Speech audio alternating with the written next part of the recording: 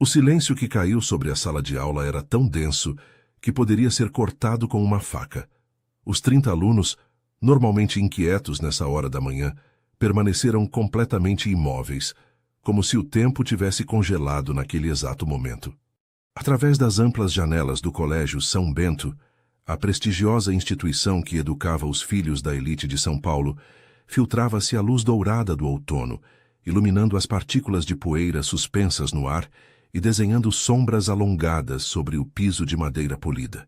No centro dessa cena congelada, duas figuras permaneciam de pé, frente a frente, como gladiadores em uma arena invisível. De um lado, Rafael Monteiro, 17 anos, herdeiro do império empresarial mais poderoso do Brasil, com seu uniforme impecável e seu característico gesto de desdém nos lábios. Do outro, Clara Vieira, 32 anos, professora de literatura recém-contratada, com seu vestido simples mas elegante e um olhar firme que não vacilava. "O que você apresentou, Rafael, não é seu trabalho", disse Clara com voz clara e serena, mas alta o suficiente para que todos pudessem ouvi-la. "É o ensaio da Sofia, palavra por palavra, com seu nome em cima." O jovem Monteiro empalideceu visivelmente antes que uma onda de rubor cobrisse suas faces. Seus olhos de um azul glacial se estreitaram perigosamente enquanto olhava para a professora, como se não pudesse acreditar no que estava acontecendo. "A senhora sabe quem eu sou?" perguntou com uma voz que tentava soar ameaçadora, mas que traía seu nervosismo. Clara sustentou seu olhar sem piscar. "Sei perfeitamente quem você é, Rafael. Você é um aluno da minha classe que cometeu plágio, e isso terá consequências." Nesse momento, ninguém respirava. Todos sabiam o que Clara parecia desconhecer. Ela estava repreendendo o filho de Gustavo Monteiro, o homem mais poderoso do Brasil, dono de metade de São Paulo e principal benfeitor do colégio. O mesmo homem cujo nome estava gravado na placa de mármore na entrada principal. "Às vezes, as decisões mais corajosas são aquelas que tomamos quando ninguém está olhando", continuou Clara com voz pausada, ignorando o murmúrio que começava a se espalhar entre os alunos. "Mas hoje, todos estamos olhando, Rafael, e todos aprenderemos algo com este momento." O que nenhum dos presentes poderia imaginar era que aquela confrontação, aparentemente trivial, estava prestes a desencadear uma série de eventos que mudariam irremediavelmente suas vidas, desmascarando segredos guardados por muito tempo e testando os próprios alicerces sobre os quais tinham construído suas existências. Porque às vezes, basta um único ato de coragem para derrubar os muros mais altos do poder e do privilégio. Gustavo Monteiro observava São Paulo da janela de seu escritório no 40º andar da Torre Monteiro, o arranha-céu que coroava o skyline da capital paulista e que levava seu sobrenome. Aos 52 anos, sua postura continuava tão imponente quanto quando começou a construir seu império 2 décadas atrás. Alto, com cabelos negros apenas salpicados de grisalho nas têmporas, e aquele olhar penetrante que fazia com que CEOs mais experientes se sentissem como crianças em sua presença. "Senhor Monteiro, seu filho está ao telefone", anunciou sua assistente da porta. Gustavo franziu a testa. Rafael nunca o chamava durante o horário escolar. "Passe a ligação", ordenou girando sua cadeira de couro italiano para enfrentar sua escrivaninha minimalista de vidro e aço. "Rafael, o que aconteceu?" A voz de seu filho soava alterada, algo incomum nele, que tinha sido criado para manter a compostura em qualquer circunstância. "Pai, você precisa fazer alguma coisa. A nova professora de literatura me humilhou na frente da turma toda. Ela me acusou de copiar um trabalho. É ridículo. Você tem que conseguir que a demitam." Gustavo ficou em silêncio por alguns segundos. Seu filho sempre foi temperamental, mas havia algo em seu tom, certa nota de pânico, que o fez suspeitar. "Você copiou o trabalho?" perguntou diretamente. O silêncio do outro lado da linha foi toda a resposta que precisava. "Vamos conversar sobre isso em casa", disse finalmente. "Enquanto isso, sugiro que assuma as consequências dos seus atos como um Monteiro." Desligou sem esperar resposta e ficou contemplando o telefone. A educação de Rafael sempre tinha sido uma fonte de preocupação.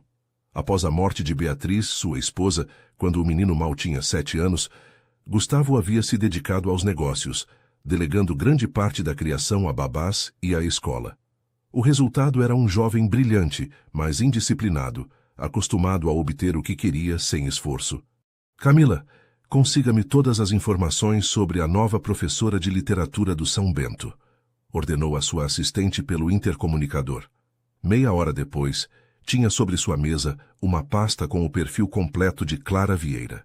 32 anos, formada em letras com louvor pela USP, doutorado em literatura contemporânea, 3 semanas no São Bento, anteriormente em uma escola pública na Zona Leste.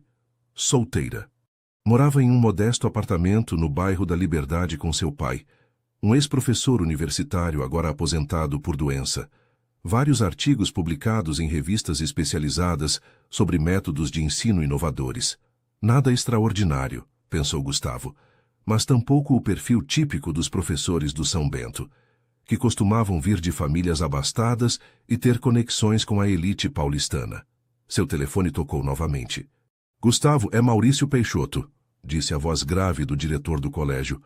Houve um incidente com Rafael e a professora Vieira. Estou ciente, respondeu secamente. Queria informá-lo pessoalmente. A professora Vieira deu 0 a Rafael e o encaminhou para a coordenação pedagógica. É uma situação delicada. Gustavo detectou o medo na voz de Maurício. O São Bento dependia muito de suas doações, e todos sabiam disso. O que você propõe? Perguntou, querendo ver até onde o diretor iria para agradá-lo. Bem, ela é uma professora nova. Provavelmente não conhece bem nossos procedimentos. Poderíamos anular sua decisão e conversar com ela sobre como lidamos com essas questões no São Bento. Gustavo sentiu uma pontada de desprezo. Sempre valorizou a integridade acima do servilismo, mesmo em seus adversários. Não, disse firmemente. Se meu filho copiou, ele deve assumir as consequências. Mas quero falar pessoalmente com essa professora. Marque uma reunião para esta tarde. Depois de desligar, voltou a olhar pela janela. Fazia tempo que não sentia verdadeira curiosidade em conhecer alguém. Que tipo de mulher se atrevia a desafiar o filho de Gustavo Monteiro sem pestanejar? Clara Vieira entrou na sala dos professores e se deixou cair em uma cadeira, exausta. O confronto com Rafael Monteiro havia consumido mais energia emocional do que esperava. Seu colega Marcos, professor de História, e a única pessoa que a recebera com verdadeira amabilidade desde sua chegada, trouxe-lhe uma xícara de café. Ouvi o que aconteceu com o garoto Monteiro, disse em voz baixa. Você soltou a bomba, sabia? Clara tomou um gole do café e fechou os olhos brevemente. Não podia deixar passar, Marcos. Ele roubou o trabalho da Sofia Garcia, uma bolsista que passou semanas pesquisando para esse ensaio. Que mensagem eu enviaria se ignorasse? Marcos sentou-se na frente dela, com expressão preocupada por trás de seus óculos redondos. Clara, não é que eu não admire o que você fez. É admirável. Mas você precisa entender onde está. Essa não é a escola da Zona Leste. Aqui as regras são diferentes. As regras sobre plágio deveriam ser universais, replicou ela. Rafael Monteiro não é um aluno qualquer. Seu pai...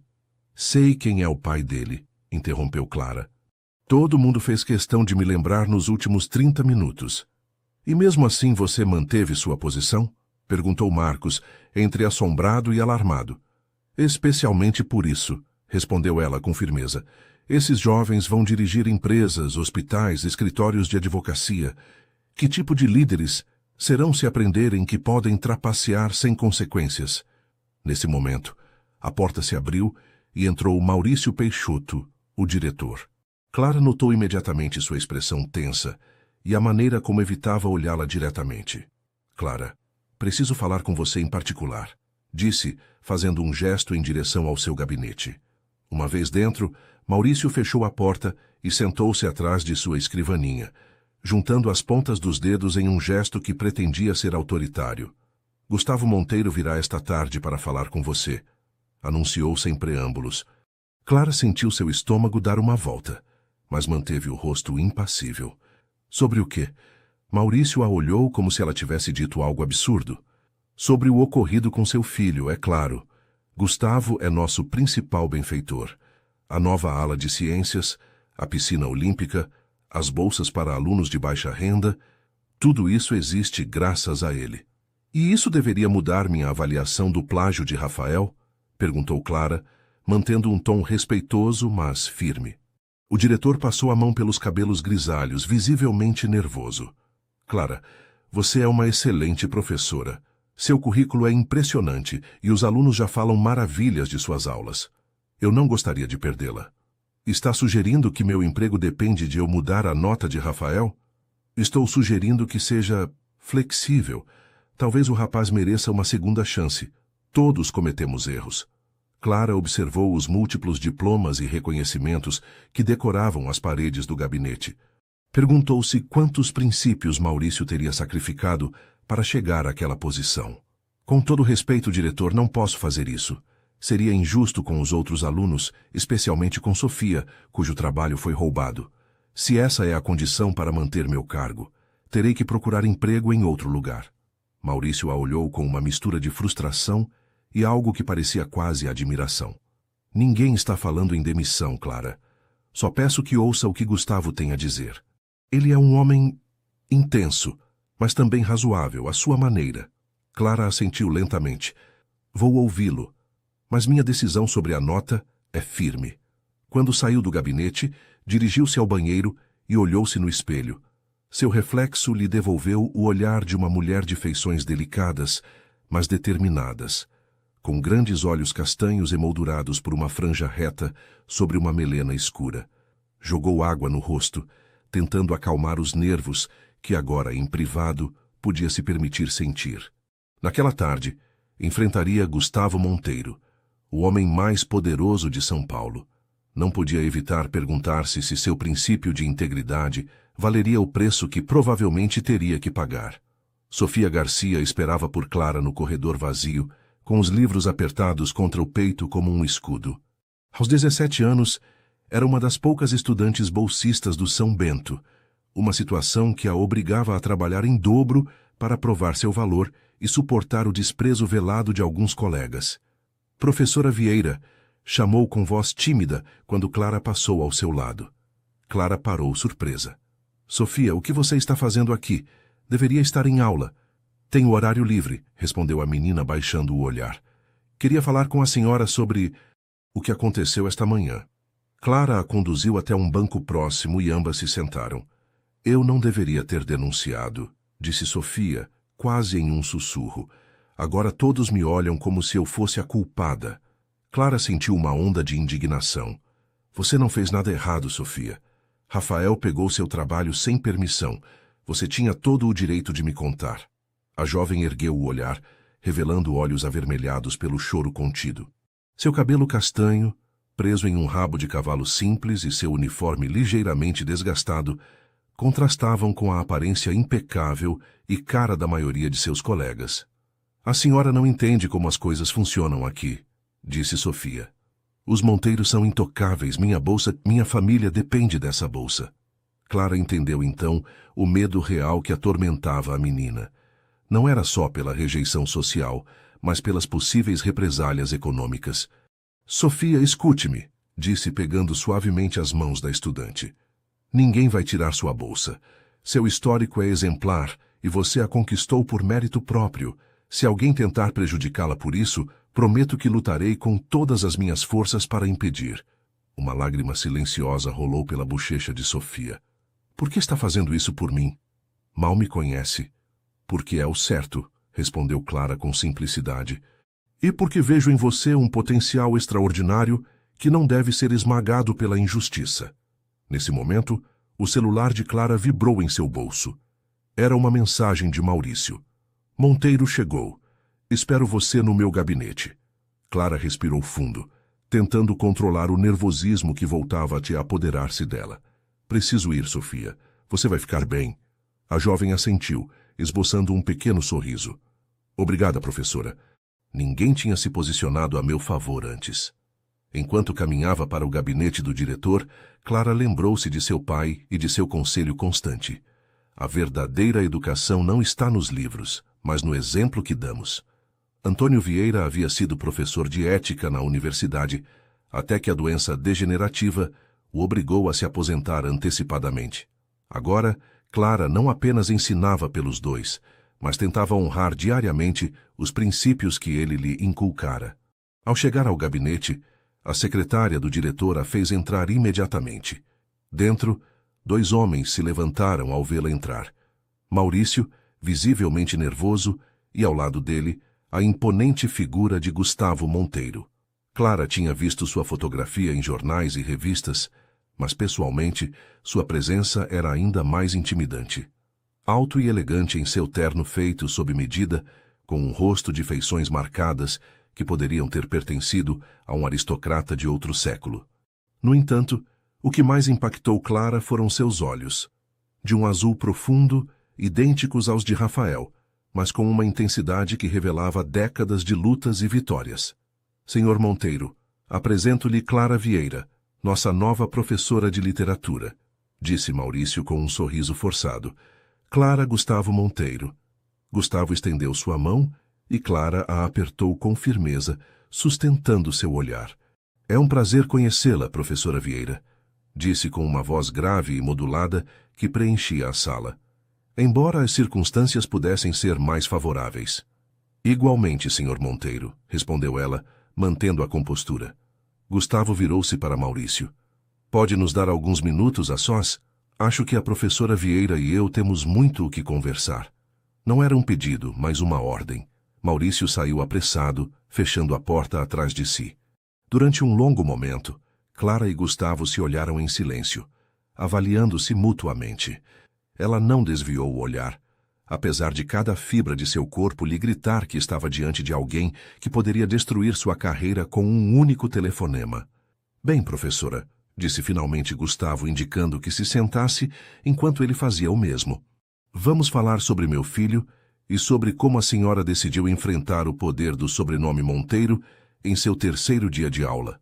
O gabinete do diretor, normalmente um espaço que inspirava respeito, agora parecia pequeno demais para conter a presença de Gustavo Monteiro. Clara sentou-se diante dele, com as costas retas e as mãos cruzadas sobre o colo, consciente de que cada gesto seria avaliado. Não enfrentei nenhum sobrenome, senhor Monteiro, respondeu com calma. Simplesmente cumpri meu dever como educadora. Gustavo esboçou um sorriso que não chegou aos seus olhos. Admiro sua diplomacia. A maioria das pessoas na sua posição já estaria se desculpando profusamente. Por apontar um ato de desonestidade acadêmica, não vejo motivo para me desculpar. Gustavo a observou com renovado interesse. Esperava encontrar alguém intimidado, talvez até arrependido. Em vez disso, essa jovem professora o olhava com uma determinação tranquila que era desconcertante. Tem provas de que meu filho copiou esse trabalho? Sem dizer palavra, Clara abriu sua pasta e extraiu 2 pastas. Colocou-as sobre a escrivaninha e abriu-as uma ao lado da outra. O ensaio de Sofia Garcia foi entregue eletronicamente na sexta-feira passada. O de Rafael, ontem à noite. Como pode ver, são idênticos, exceto pelo nome e algumas pequenas mudanças nos parágrafos iniciais. Gustavo examinou ambos os trabalhos, sua expressão indecifrável. Conhece a situação de Sofia? Continuou Clara. É uma aluna bolsista, com um talento extraordinário para a literatura. Passou semanas pesquisando para este ensaio. Quando viu que Rafael apresentava seu trabalho como próprio, veio a mim em particular aterrorizada, mas determinada a não permitir que seu esforço fosse roubado. Gustavo fechou as pastas e recostou-se em sua cadeira. Por que não tratou disso discretamente? Poderia ter falado com Rafael em particular, sem expô-lo diante de seus colegas. A desonestidade acadêmica não é um assunto privado em minha aula, senhor Monteiro. Todos os meus alunos sabem desde o primeiro dia que o plágio tem consequências públicas. Mesmo quando essas consequências afetam o filho do principal benfeitor do colégio? Perguntou ele, com um tom que mesclava curiosidade genuína e desafio. Especialmente então, respondeu Clara sem vacilar. Que lição Rafael aprenderia se recebesse um tratamento preferencial? E que mensagem enviaria aos demais estudantes? Gustavo levantou-se abruptamente e caminhou até a janela, observando o pátio do colégio onde alguns alunos praticavam esportes. Sabe, professora Vieira, construí meu império do zero, disse sem se virar. Meu pai era capataz em uma fábrica em São Bernardo do Campo. Perdi-o quando tinha 15 anos e tive que abandonar os estudos para sustentar minha mãe e minhas irmãs. Clara permaneceu em silêncio, surpresa por essa guinada inesperada. Aprendi que neste mundo há dois tipos de pessoas, as que fazem as regras e as que as seguem, continuou ele. Dediquei minha vida a estar no primeiro grupo e tentei ensinar isso ao meu filho. Virou-se para olhá-la, e por um instante Clara acreditou ver algo parecido com tristeza em seus olhos. Mas talvez eu tenha ensinado a lição errada. O silêncio que se seguiu estava carregado de uma tensão diferente, mais sutil. Clara sentiu que estava vendo brevemente o homem por trás da lenda empresarial. Rafael é um jovem inteligente, disse ela finalmente, mas a inteligência sem ética é perigosa, tanto para ele quanto para aqueles ao seu redor. Gustavo sentou-se novamente, estudando-a como se fosse um enigma que tentava decifrar. O que sugere então, professora? Que mantenha a nota 0 neste trabalho e que Rafael apresente um novo ensaio, desta vez escrito por ele mesmo, e que ofereça um pedido de desculpas a Sofia. Gustavo soltou uma risada breve, sem humor. Um pedido de desculpas? Os Monteiro não pedem desculpas, professora. Talvez seja a hora de começarem a fazê-lo, respondeu ela com suavidade. A verdadeira força não está em se recusar a reconhecer os erros, mas em ter a coragem de corrigi-los. Gustavo a olhou fixamente, e pela primeira vez, Clara não conseguiu ler sua expressão. Depois do que pareceu uma eternidade, ele assentiu levemente. Muito bem. Rafael aceitará seu castigo e escreverá um novo ensaio. Quanto ao pedido de desculpas, falarei com ele. Levantou-se, dando por encerrada a reunião. Clara fez o mesmo, sentindo um alívio cauteloso. Quando estava prestes a sair, a voz de Gustavo a deteve. Uma última pergunta, professora Vieira. Por que deixou seu cargo na Zona Leste para vir para cá? Pelo que investiguei, você era muito querida lá. Clara tensionou-se ligeiramente diante da menção à investigação sobre ela, mas respondeu com honestidade. Meu pai está doente. Precisava de um salário melhor para custear seus tratamentos. Gustavo assentiu, como se essa resposta confirmasse algo que já suspeitava. Espero que encontre o que busca no São Bento, professora. Algo me diz que veremos muito mais de você. Quando Clara saiu do gabinete, suas pernas tremiam, mas uma estranha sensação de triunfo a invadia. Tinha enfrentado o homem mais poderoso de São Paulo e mantido seus princípios intactos. No entanto, algo no olhar final de Gustavo Monteiro a fazia se perguntar se a batalha realmente tinha terminado ou se aquilo era apenas o começo de algo muito mais complexo. As semanas seguintes transcorreram em uma tensa calma. Rafael Monteiro, contra todas as expectativas, havia escrito um novo ensaio, surpreendentemente bom.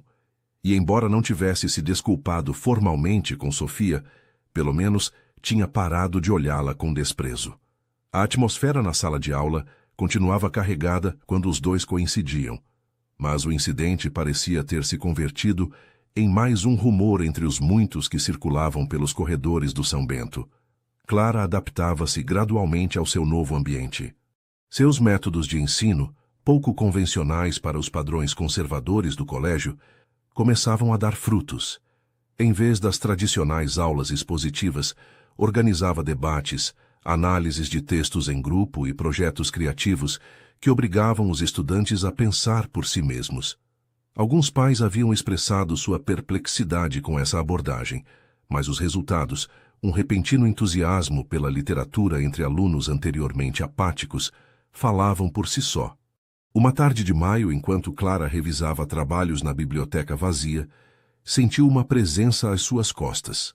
Ao virar a cabeça, encontrou-se com Rafael Monteiro, sozinho e com uma expressão indecifrável no rosto. "Posso falar com a senhora um momento, professora?" perguntou com uma formalidade incomum nele. Clara assentiu, indicando que se sentasse à sua frente. Rafael parecia desconfortável, brincando nervosamente com a alça de sua mochila de couro. "Queria perguntar algo sobre o projeto final do trimestre", disse finalmente. "Sobre reinterpretar uma obra clássica em um contexto contemporâneo." "Que dúvida você tem?" perguntou Clara, surpresa por essa aproximação acadêmica.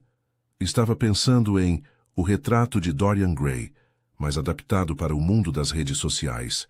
A obsessão pela imagem, a aparência de perfeição enquanto a alma se corrompe, Clara não pôde ocultar seu espanto.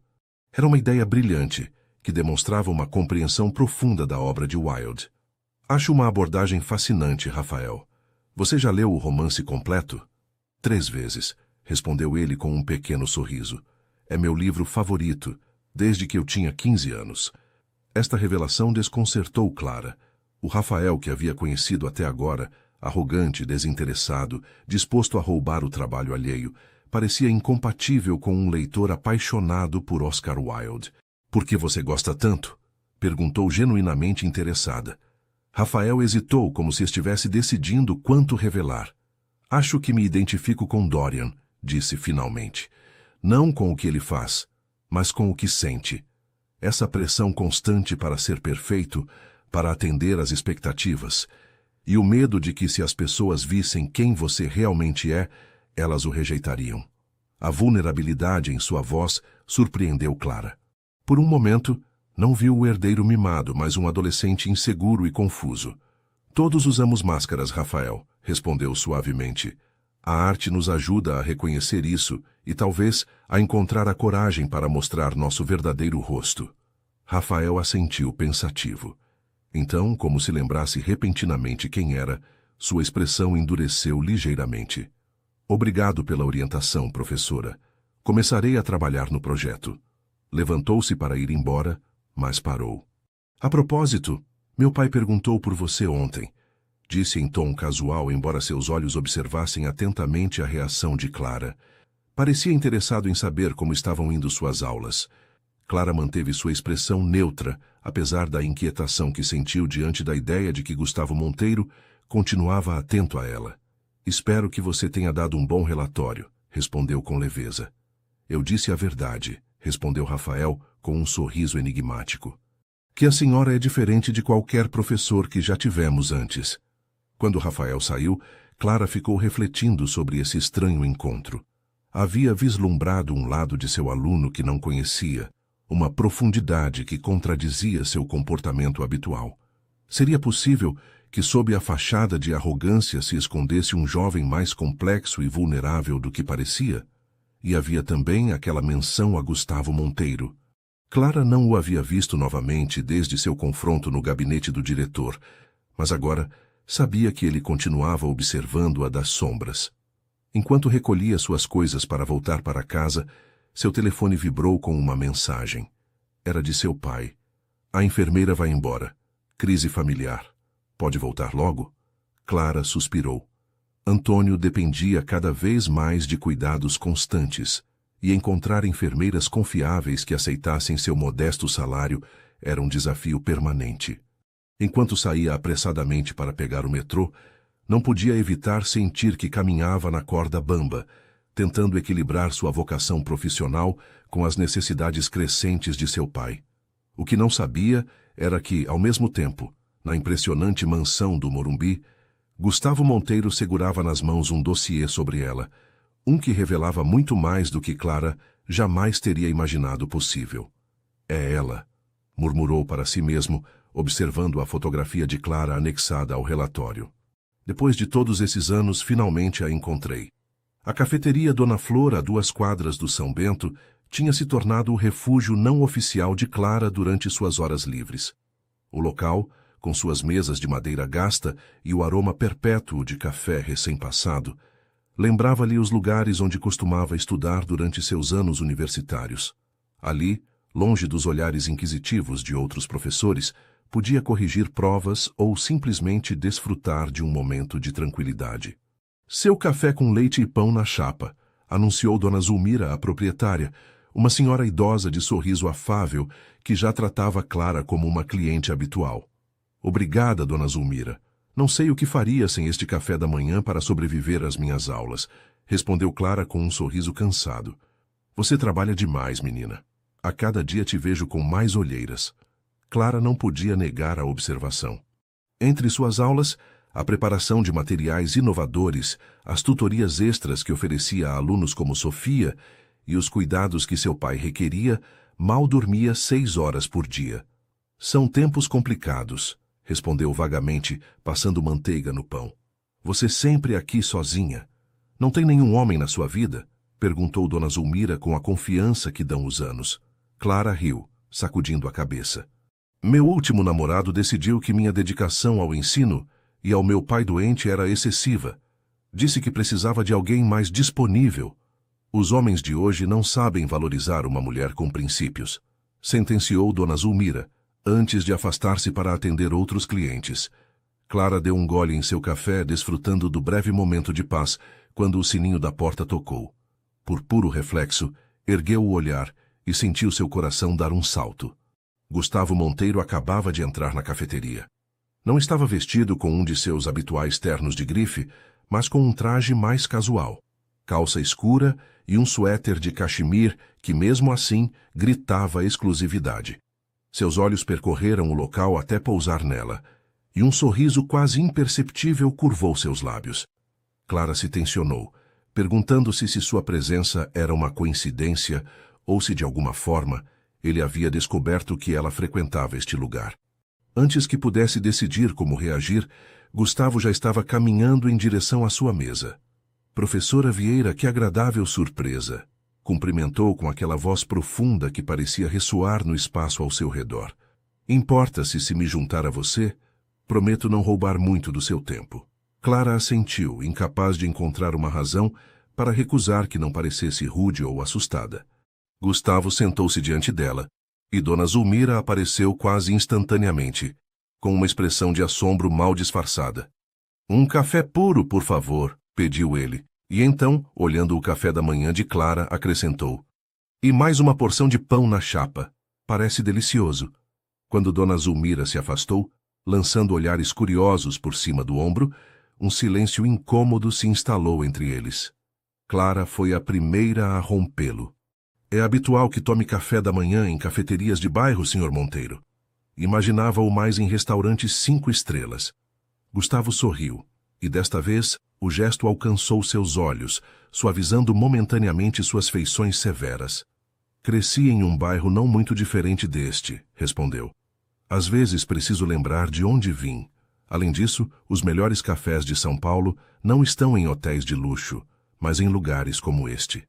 Clara o olhou com ceticismo. De todos os cafés de São Paulo, escolheu justamente este a 2 quadras do São Bento, onde, por coincidência, eu tomo café todas as manhãs. Gustavo a observou com renovado interesse. Havia esperado evasivas, talvez até medo, mas não esse desafio direto. Você tem razão, é claro. Não foi uma coincidência. Perguntei onde poderia encontrá-la fora do colégio. Por que não pedir uma reunião formal? Questionou ela. Porque o que quero conversar com você não é um assunto oficial do colégio. Dona Zulmira retornou com o café e o pão na chapa. Gustavo agradeceu com um sorriso caloroso que provocou um rubor na senhora idosa. Veja, professora Vieira. Clara, interrompeu ela. Se isto não é uma reunião oficial, pode me chamar de Clara. Clara, repetiu ele, como se estivesse testando como soava seu nome em sua voz. E eu sou Gustavo, é claro. Tenho observado as mudanças na atitude de Rafael desde que começou a frequentar suas aulas. Clara permaneceu em silêncio, esperando. Meu filho sempre foi complicado, continuou Gustavo. Inteligente, mas desinteressado. Capaz, mas sem motivação. No entanto, nas últimas semanas algo mudou. Ele fala de suas aulas no jantar. Lê livros por prazer, algo que não fazia desde que era criança. Até melhorou suas notas em outras matérias. Fico feliz em ouvir isso, mas não acho que tenha feito nada extraordinário, respondeu Clara com sinceridade. Apenas tento fazer com que meus alunos vejam a literatura como algo vivo, relevante para suas próprias vidas. Gustavo a observou enquanto mordia um pedaço de pão. Seja o que for que esteja fazendo, está funcionando. E me fez pensar. Tenho um projeto em mente, e acho que você poderia ser a pessoa ideal para me ajudar. Um projeto? Perguntou Clara, sentindo uma mistura de curiosidade e cautela. Há anos quero criar uma fundação educacional que aplique métodos de ensino inovadores, não para os filhos de famílias abastadas, mas para jovens talentosos de ambientes desfavorecidos, dar-lhes acesso a uma educação que normalmente está fora de seu alcance. Clara piscou, surpresa por essa inesperada revelação. Parece um projeto admirável, mas não entendo o que tem a ver comigo. Tudo, respondeu ele com simplicidade. Quero que você o dirija. Li seus artigos sobre métodos de ensino alternativos, sua tese de doutorado sobre como a literatura pode transformar realidades sociais. Sua abordagem é exatamente o que estou procurando. Clara ficou sem palavras. A oferta era tão inesperada quanto tentadora. Dirigir um projeto assim havia sido seu sonho desde que decidiu dedicar-se ao ensino. Por que eu? Perguntou finalmente. Há educadores com mais experiência, com mais contatos. Gustavo a olhou intensamente, como se estivesse decidindo quanto revelar. Porque você me lembrou algo que eu tinha esquecido, que a excelência não é incompatível com a integridade. E porque acredito que você não vê meus alunos como os ricos e seus antigos estudantes da Zona Leste como os pobres. Você vê pessoas com potencial, independentemente de sua origem. Clara sentiu um nó na garganta. Era exatamente como ela se via como educadora, mas raramente alguém havia percebido isso com tanta clareza. É uma oferta muito generosa, Gustavo, mas... Não precisa me responder agora, interrompeu ele suavemente. Pense a respeito. A fundação está em fase de planejamento, e vão se passar alguns meses antes que eu precise de uma resposta definitiva. Gustavo consultou seu relógio e franziu levemente o senho. Preciso ir. Tenho uma reunião em meia hora. Tirou um cartão de seu bolso e o deixou sobre a mesa. Meu número pessoal, para quando quiser discutir isso com mais detalhes. Levantou-se, deixou uma nota que cobria amplamente ambos os cafés da manhã e, antes de ir embora, acrescentou. Uma última coisa, Clara. Ouvi dizer que seu pai precisa de tratamentos especializados.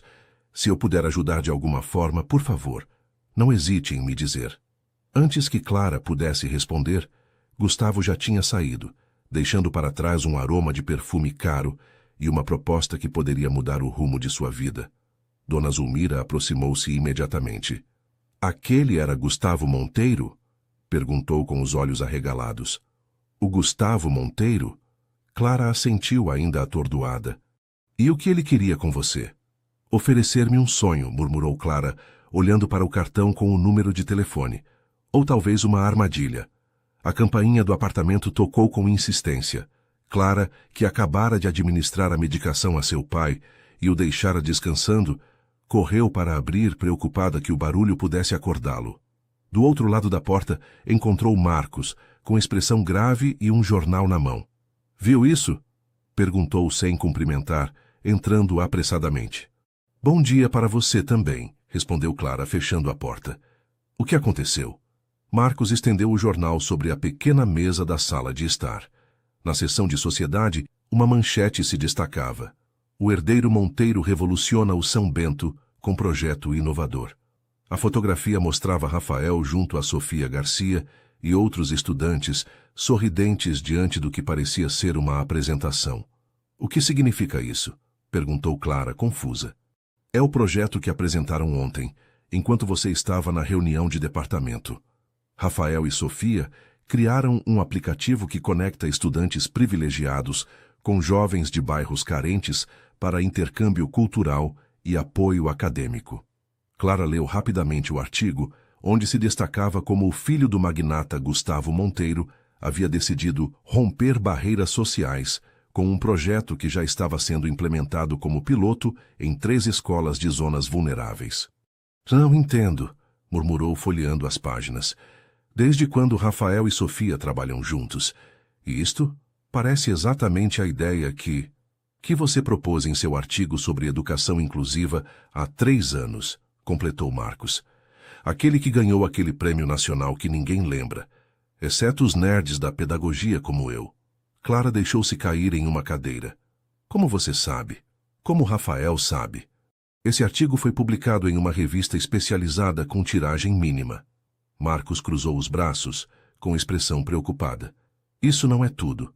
Corre o rumor de que Gustavo Monteiro vai criar uma fundação educacional e que está considerando professores do São Bento para dirigi-la. Clara sentiu que lhe faltava o ar. A conversa com Gustavo na cafeteria havia ocorrido apenas uma semana atrás, e ela decidira mantê-la em privado enquanto considerava sua oferta. Como era possível que agora aparecesse este projeto, implementando essencialmente sua própria ideia, mas com Rafael como rosto visível? Clara, disse Marcos, inclinando-se na direção dela com um gesto confidencial. Há algo que você não está me contando?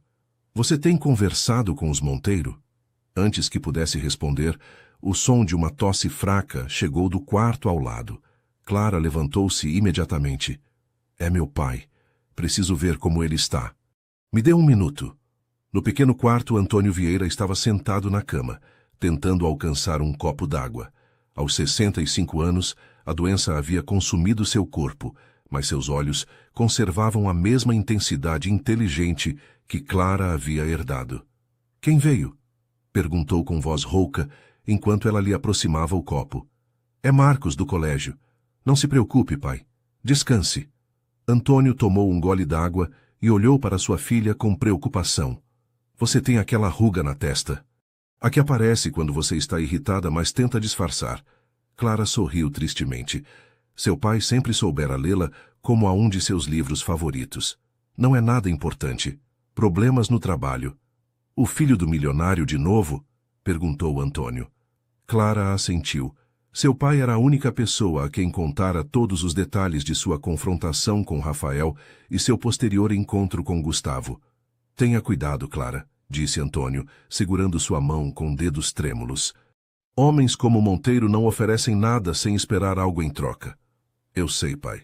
Mas às vezes me pergunto se estou sendo paranoica demais e se ele realmente quer fazer algo bom. Antônio tossiu novamente antes de responder. Até os lobos podem fazer boas ações, filha. A questão é por que o fazem. Clara beijou a testa de seu pai e voltou à sala, onde Marcos examinava as fotografias de família que decoravam uma estante. Seu pai não melhora, não é?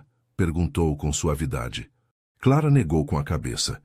Os médicos dizem que ele precisaria de um tratamento experimental que só está disponível nos Estados Unidos, mas... Deu de ombros, deixando clara a impossibilidade econômica. Marcos a olhou com compaixão. Clara, sei que não é da minha conta, mas seja lá o que estiver acontecendo com os Monteiro, tenha cuidado. Já vi professores brilhantes serem destruídos por se envolverem demais nos jogos de poder do São Bento. Você acha que Rafael está usando minha ideia deliberadamente? Perguntou ela, voltando ao assunto do jornal. Não sei. Mas é estranho que, de repente, ele se interesse pela justiça social, não acha? E que seu projeto se pareça tanto com o seu. Clara pensou nas últimas semanas em como Rafael havia começado a participar ativamente em suas aulas, em seu surpreendente projeto sobre o retrato de Dorian Gray, nos olhares pensativos que às vezes lhe dirigia. Algo havia mudado nele, mas seria autêntico ou fazia parte de algum plano maior. Há outra coisa, continuou Marcos. O conselho diretor se reúne na próxima semana para revisar os métodos de ensino. Vários pais apresentaram queixas sobre suas aulas, alegando que são experimentais demais e pouco rigorosas. Clara se tensionou. Quem reclamou? Não sei com certeza, mas os rumores apontam para Ricardo Ibiapina e Patrícia Mendonça, dois dos pais mais influentes do colégio, ambos com conexões empresariais com Gustavo Monteiro. Coincidência? Obrigada por me avisar, Marcos. Estarei preparada. Quando seu colega se foi, Clara permaneceu por longo tempo junto à janela, observando o modesto bairro da Liberdade.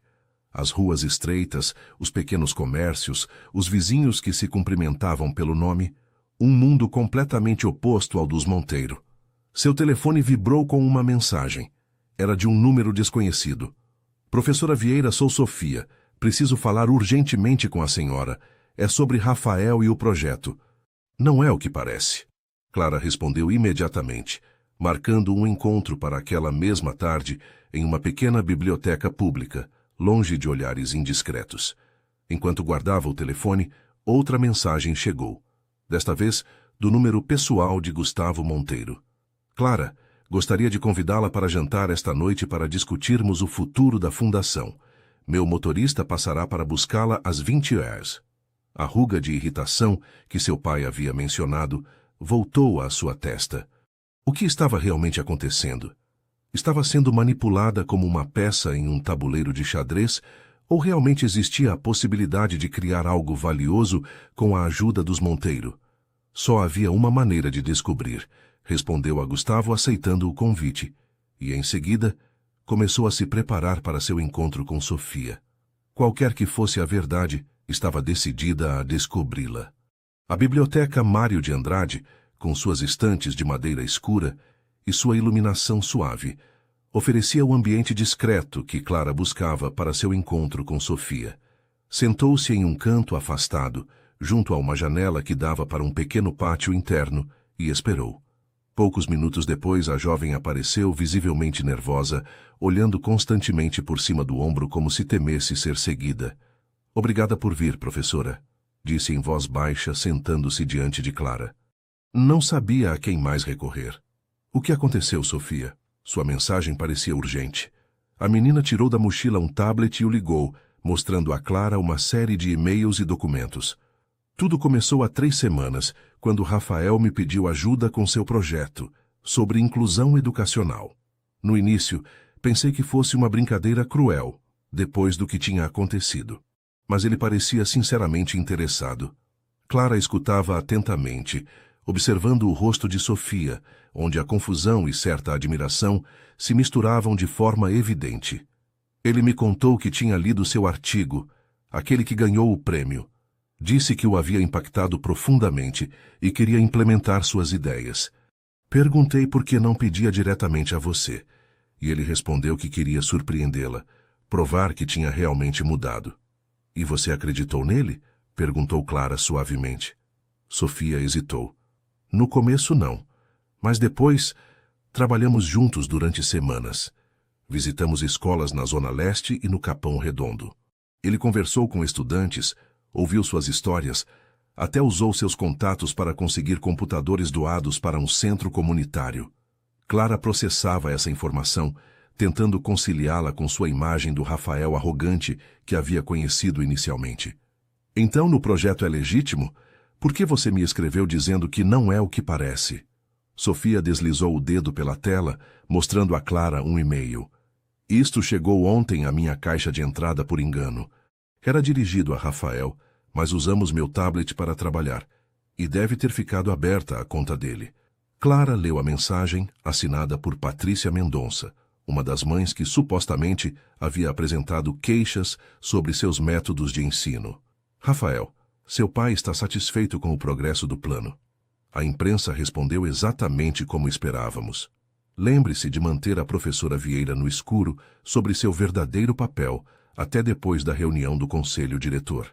A fundação precisa da experiência dela, mas em nossos termos.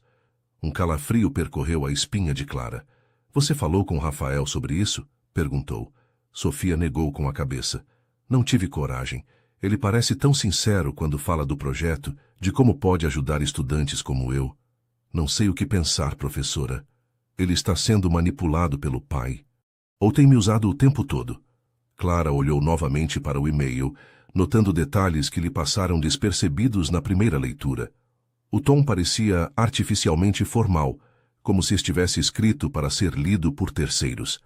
E havia algo na forma de se expressar que não combinava com o pouco que conhecia de Patrícia Mendonça. Sofia, posso ver o cabeçalho completo do e-mail? A jovem manipulou o tablet e Clara examinou os detalhes técnicos da mensagem. Algo não se encaixava. Este e-mail não vem do servidor habitual que o colégio usa para as comunicações oficiais, murmurou. E o endereço, embora pareça o de Patrícia Mendonça, tem uma pequena variação. Acha que é falso? Perguntou Sofia, surpresa. Não sei com certeza, mas algo não está certo. Houve outros e-mails suspeitos? Só este. O resto parece normal. Conversas sobre o projeto, coordenação de reuniões. Clara refletiu. Se o e-mail fosse falso, quem o teria enviado e por quê? E se fosse autêntico, qual era exatamente o plano ao qual Patrícia se referia? Sofia, agradeço por compartilhar isso comigo, mas preciso pedir algo importante. Haja normalmente com Rafael. Não mencione este e-mail nem nossa conversa. Preciso de tempo para investigar o que realmente está acontecendo. A jovem assentiu, embora a preocupação continuasse visível em seu rosto. Posso lhe perguntar algo, professora? Acha que Rafael realmente mudou? Ou tudo isso faz parte de algum plano? Clara suspirou. As pessoas podem mudar, Sofia. Vi transformações surpreendentes em meus anos como docente. Mas a mudança verdadeira costuma ser gradual e nem sempre segue uma linha reta. Enquanto se despediam, Clara consultou seu relógio. Eram 6 da tarde e em 2 horas Gustavo Monteiro enviaria um carro para levá-la para jantar. O que inicialmente havia planejado como uma oportunidade para esclarecer suas dúvidas sobre a Fundação Educacional, agora havia se convertido em um campo minado de possíveis intenções ocultas. De volta ao seu apartamento, Clara deteve-se no quarto de seu pai, que dormia placidamente graças à nova medicação. Vê-lo assim, vulnerável, mas em paz, reforçou sua determinação. Qualquer que fosse o jogo que os Monteiro estavam jogando, ela precisava descobrir a verdade, não só por sua carreira, mas por seu pai e por estudantes como Sofia, que confiavam nela. Preparou-se cuidadosamente para o jantar, escolhendo um vestido azul marinho, elegante, mas sóbrio, que havia comprado para a defesa de sua tese de doutorado. Enquanto aplicava uma maquiagem leve, sua mente repassava todas as peças do quebra-cabeça. O projeto de Rafael, baseado em seu artigo, as queixas dos pais, a misteriosa fundação, o e-mail suspeito, como tudo se encaixava.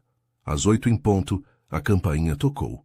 Um motorista de aparência imperturbável a esperava junto a um Maserati preto que parecia fora de lugar nas ruas estreitas da Liberdade. Enquanto entrava no veículo, Clara tomou uma decisão. Naquela noite, acontecesse o que acontecesse, obteria respostas de Gustavo Monteiro.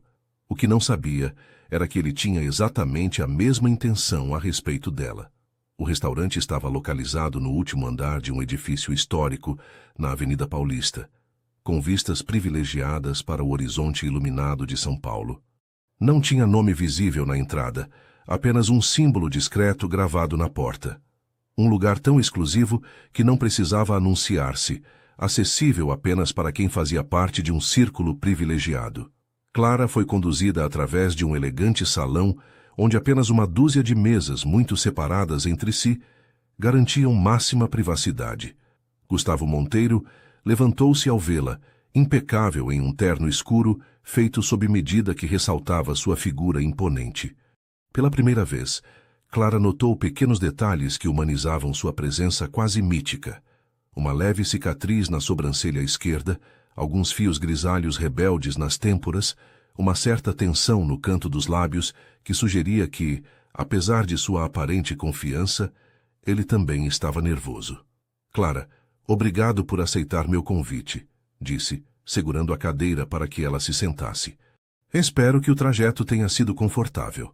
Bastante mais luxuoso do que estou acostumada, respondeu ela, decidida a não se deixar intimidar pelo ambiente. Normalmente me desloco de metrô ou, nos dias bons, em minha velha bicicleta. Gustavo sorriu, um gesto que suavizou momentaneamente suas feições severas. A bicicleta é mais sábia que o Maserati. Não fica presa nos engarrafamentos. Um garçom se aproximou discretamente, apresentando uma carta de vinhos. Gustavo olhou para Clara em silêncio, esperando sua escolha. O que você recomendar estará bem, disse ela, consciente de que seus conhecimentos sobre vinhos de alta gama eram praticamente nulos. Um Alma Única Grande Reserva 2015, por favor, solicitou Gustavo. Se lhe parece apropriado, acrescentou olhando para Clara. Ela assentiu, embora internamente se perguntasse quantas horas de aula teria que dar para pagar uma só garrafa daquele vinho. Gustavo, agradeço este convite, mas gostaria de saber exatamente por que estamos aqui, disse Clara uma vez que o garçom se retirou. Da última vez que conversamos, você me ofereceu a direção de uma fundação educacional. Hoje fico sabendo pelos jornais que seu filho está implementando um projeto baseado em um artigo que escrevi há 3 anos. E há rumores de queixas sobre meus métodos de ensino apresentadas por pessoas próximas a você. Gustavo a observou com intensidade, como avaliando cada palavra, cada nuance de sua voz. Vejo que está bem informada, respondeu finalmente. Mas nem todas as suas fontes são precisas. Que parte é inexata? Perguntou Clara. O garçom retornou com o vinho, realizando o ritual de apresentação e serviço com meticulosa precisão. Quando voltaram a ficar sozinhos, Gustavo inclinou-se ligeiramente para a frente. Clara, antes de responder às suas perguntas, preciso fazer uma. Você conhece Beatriz Sena? A pergunta a desconcertou completamente. Não esperava essa mudança de assunto tão abrupta. Não, não conheço nenhuma Beatriz Sena. Deveria? Gustavo a olhou fixamente, como se buscasse algo em sua expressão. Beatriz Sena era minha esposa, a mãe de Rafael. Faleceu há 10 anos. Sinto muito, respondeu Clara genuinamente confusa, mas não entendo o que isso tem a ver com nossa conversa. Gustavo tirou do bolso interno um pequeno objeto e o colocou sobre a mesa, entre ambos. Era uma ficha de plástico branco, similar às usadas em cassinos, com um símbolo estampado que Clara não reconheceu. Antes de sua morte, Beatriz dirigia uma fundação que trabalhava com jovens desfavorecidos. Acreditava firmemente que a educação era a única ferramenta verdadeiramente transformadora. Desenvolveu um método inovador para conectar estudantes de diferentes contextos socioeconômicos, criando o que ela chamava de pontes de aprendizagem. Clara sentiu seu pulso acelerar. A descrição coincidia inquietantemente com as ideias que ela havia desenvolvido em seu artigo acadêmico anos depois. Após seu falecimento, continuou Gustavo, a fundação perdeu seu rumo. Tentei mantê-la ativa, mas sem a visão de Beatriz. Eventualmente a fechei. Foi um dos meus maiores fracassos como homem de negócios e como marido. Pegou a ficha e a girou entre seus dedos. Algumas semanas atrás, quando Rafael me contou sobre sua confrontação com você, algo me pareceu familiar em sua descrição. Investiguei seu trabalho acadêmico e descobri algo extraordinário. Suas teorias sobre educação inclusiva são surpreendentemente similares às que Beatriz desenvolveu, mas nunca publicou formalmente. Clara sentiu um nó no estômago. Ele estava sugerindo que ela havia plagiado o trabalho de sua falecida esposa? Gustavo, asseguro que minhas pesquisas são originais. Qualquer semelhança é pura coincidência. Ele levantou uma mão em gesto tranquilizador. Não estou sugerindo o contrário, Clara. De fato, acredito que é algo muito mais extraordinário. Deslizou a ficha em direção a ela. Agora podia ver claramente o símbolo. 2 círculos entrelaçados, formando uma espécie de infinito estilizado. Este era o símbolo da fundação de Beatriz. Ela mesma o desenhou. Parece-lhe familiar. Clara pegou a ficha, examinando-a com crescente inquietação. O símbolo não lhe dizia nada, mas havia algo em toda essa situação que lhe provocava uma estranha sensação de déjà-vu. Não o reconheço, respondeu com sinceridade. Gustavo assentiu, como se esperasse essa resposta. Clara, o que você lembra de sua mãe? A pergunta a atingiu como um soco inesperado. Sua mãe era um tema doloroso, uma ferida apenas cicatrizada. Ela morreu quando eu era muito pequena. Mal tenho recordações dela. E o que seu pai lhe contou sobre ela? Clara começava a sentir-se desconfortável com este interrogatório pessoal. Meu pai nunca falou muito do assunto.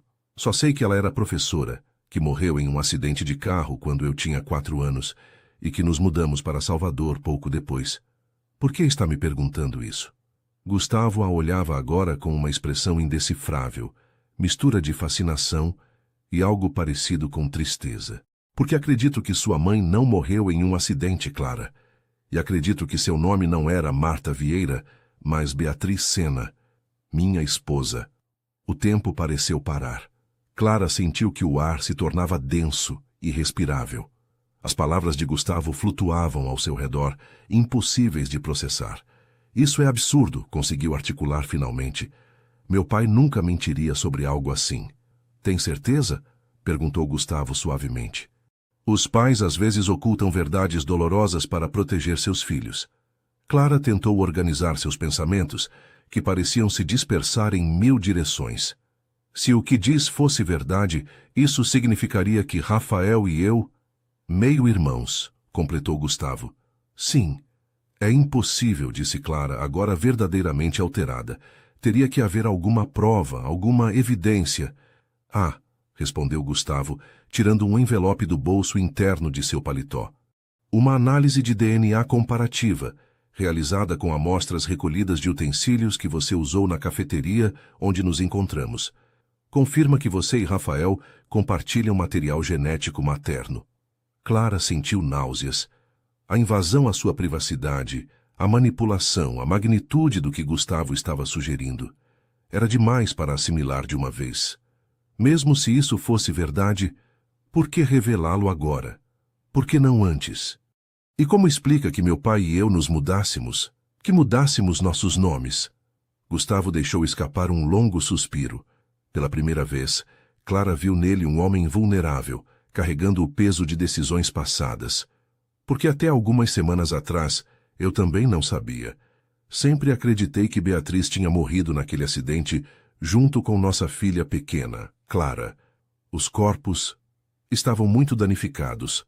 A identificação foi complicada. Clara sentiu que o ambiente começava a girar ao seu redor. Seu nome, Clara. A coincidência era grande demais para ser casual. A investigação posterior ao acidente revelou que Beatriz vinha mantendo uma vida dupla, continuou Gustavo. Tinha um apartamento secreto, uma conta bancária oculta. A polícia suspeitou que ela planejava me abandonar, levar as crianças. Recusei-me a acreditar nisso durante anos. Até que Rafael me falou de você. E algo em sua descrição despertou lembranças adormecidas. Sua paixão pela educação, seus métodos, até certos gestos. Comecei a investigar e descobri a verdade. Beatriz não morreu naquele acidente. Simulou sua morte e a sua, provavelmente com a ajuda de Antônio. E começaram uma nova vida longe de São Paulo. Clara levantou-se abruptamente, incapaz de continuar ouvindo. Todo o seu mundo, sua identidade, sua história familiar, desmoronava com cada palavra de Gustavo. Preciso de ar, disse, dirigindo-se à varanda do restaurante sem esperar resposta. A noite paulistana a envolveu, fresca e clara. As luzes da cidade cintilavam como estrelas caídas, alheias ao turbilhão que devastava seu interior. Era possível? Poderia ser verdadeira toda essa história rocambolesca? Seu pai, o homem mais honesto que conhecia, teria-lhe ocultado algo tão fundamental durante toda a sua vida? Sentiu a presença de Gustavo antes de vê-lo, de pé junto a ela, respeitando seu espaço, mas oferecendo sua companhia silenciosa. «Por que me conta tudo isso agora?» perguntou Clara sem se virar. «O que espera conseguir?» «A verdade», respondeu ele simplesmente. «Para ambos. Para Rafael. Para fechar um círculo que permaneceu aberto tempo demais». Clara girou para olhá-lo, vendo pela primeira vez além da fachada do empresário poderoso, do homem intimidante. Viu alguém que, como ela, buscava respostas para perguntas dolorosas. «Preciso falar com meu pai», disse finalmente. «É a única pessoa que pode confirmar ou desmentir tudo isso». Gustavo assentiu. «Entendo. Mas há algo mais que você deve saber, Clara. Algo sobre o e-mail que Sofia Garcia recebeu por engano». Clara o olhou surpresa. «Como você sabe?» «Porque fui eu quem o enviei», confessou Gustavo. «Precisava garantir que você descobrisse a verdade antes de nosso jantar desta noite. Era a única forma de obrigá-la a questionar o que estava acontecendo ao seu redor. E Rafael? Ele sabe algo disso?» «Não», respondeu Gustavo. «Para ele, você continua sendo apenas a professora que teve a coragem de enfrentá-lo. A mulher que, sem saber, está ensinando-o a ser o homem que sempre deveria ter sido». Clara sentiu que as lágrimas ameaçavam transbordar, mas se conteve. Emoções demais, revelações demais em uma única noite. «Leve-me para casa, por favor», pediu com voz embargada. «Preciso falar com meu pai agora». Enquanto o Maserati atravessava as ruas noturnas de São Paulo, Clara observava a cidade como se a visse pela primeira vez. Os edifícios, as praças, os monumentos que sempre admirara como visitante, teriam sido, na realidade, o cenário de sua primeira infância. Era São Paulo, e não Salvador, seu verdadeiro lugar de origem. E se tudo fosse verdade, quem era ela realmente? Quando Clara entrou no pequeno apartamento da Liberdade, encontrou seu pai acordado, sentado em sua poltrona favorita junto à janela. A enfermeira noturna, que vinha 3 vezes por semana quando Clara tinha compromissos, estava servindo uma xícara de chá. Com um gesto discreto, Clara indicou que ela poderia se retirar, prometendo que a chamaria se precisasse. Antônio Vieira, apesar de sua doença, conservava um olhar lúcido e penetrante. Mal viu sua filha entrar, soube que algo fundamental havia mudado. Aconteceu, não é? Perguntou com voz fraca, mas serena. Você descobriu. Clara sentiu que seus joelhos fraquejavam.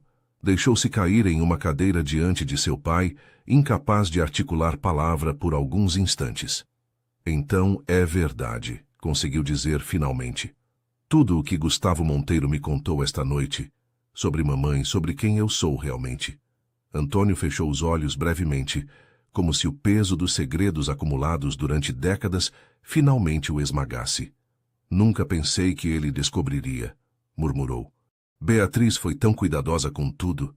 Beatriz, repetiu Clara, agarrando-se ao último vestígio de dúvida. Então mamãe realmente se chamava Beatriz Sena. Era a esposa de Gustavo Monteiro. E eu sou sua filha, confirmou Antônio com um suspiro. E irmã de Rafael. Clara sentiu que o mundo se desvanecia ao seu redor. Uma coisa era ouvir essa história dos lábios de um estranho, mas ouvir a confirmação de seu próprio pai, o homem em quem havia confiado cegamente toda a sua vida, era devastador. Por quê? Perguntou, com a voz embargada pelas lágrimas que já não podia conter. Por que mentiu para mim todos esses anos? Por que mamãe nos separou deles? Antônio tomou as mãos de sua filha entre as suas, seus dedos trêmulos pela doença, mas cálidos e familiares. Clara, minha filha, porque você é minha filha, não importa o que diga a biologia, você precisa entender que fizemos isso para protegê-la. Beatriz, sua mãe, descobriu algo terrível sobre Gustavo, algo que a convenceu de que você e Rafael não estariam seguros sob sua influência. O que ela descobriu? Perguntou Clara, tentando assimilar a magnitude das revelações. Antônio negou com a cabeça. Não é meu segredo para revelar. Beatriz nunca me disse explicitamente, apenas que estava relacionado aos seus negócios, com métodos que cruzavam linhas que ela não podia aceitar. Mas fingir sua morte, separar dois irmãos, isso não era cruzar uma linha também? Foi sua decisão mais difícil, respondeu Antônio. Ela queria levar Rafael também, mas era impossível. Gustavo o vigiava constantemente, e o menino já tinha 7 anos, idade suficiente para entender o que acontecia. Você, por outro lado, mal tinha 4. Beatriz sabia que você esqueceria, que poderia começar uma nova vida. Clara tentava processar tudo, reconstruir sua história familiar com essas novas peças que alteravam completamente o quebra-cabeça. Quem você era para ela? Seu amante? Antônio sorriu tristemente.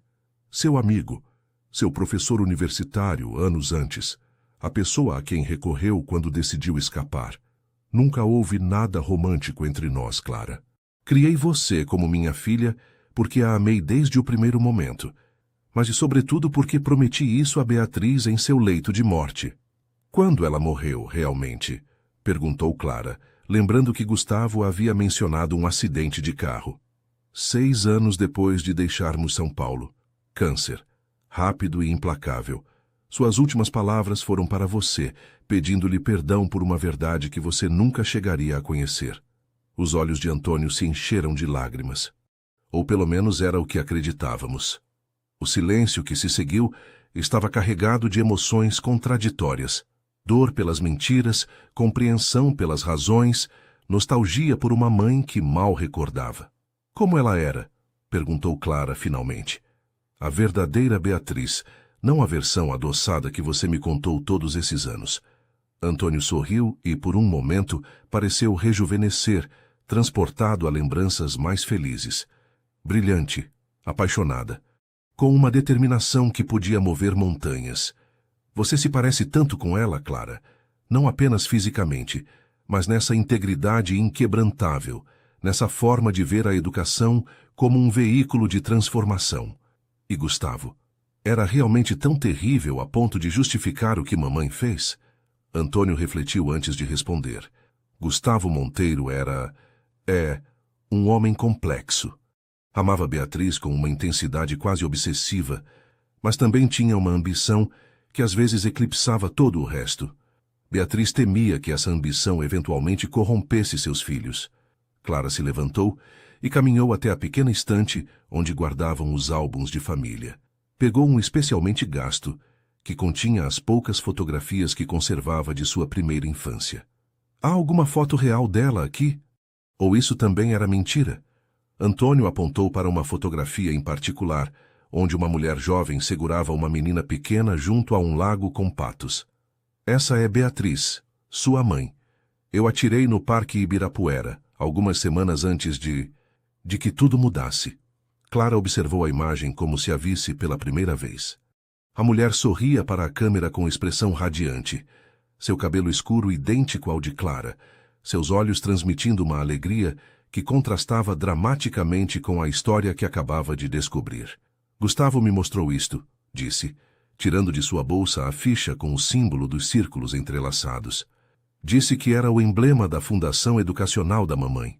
Antônio pegou a ficha com mãos trêmulas. O Projeto Pontes, murmurou. Sua obra mais importante. Conectava estudantes de diferentes realidades sociais, criava espaços de aprendizagem mútua, onde todos tinham algo valioso a contribuir. Clara sentiu um arrepio ao reconhecer os princípios que ela mesma havia desenvolvido em seu trabalho acadêmico, sem saber que estava seguindo os passos de sua mãe. Como é possível que eu tenha chegado às mesmas conclusões, aos mesmos métodos, sem conhecer o trabalho dela? Perguntou, mais para si mesma que para seu pai. Talvez algumas ideias sejam tão poderosas que encontrem seu caminho através de gerações, respondeu Antônio. Ou talvez, de alguma forma, Beatriz tenha encontrado a forma de guiá-la mesmo a partir da lembrança mais tênue. Nesse momento, o telefone de Clara vibrou. Era uma mensagem de Gustavo. Está tudo bem? Precisa de algo?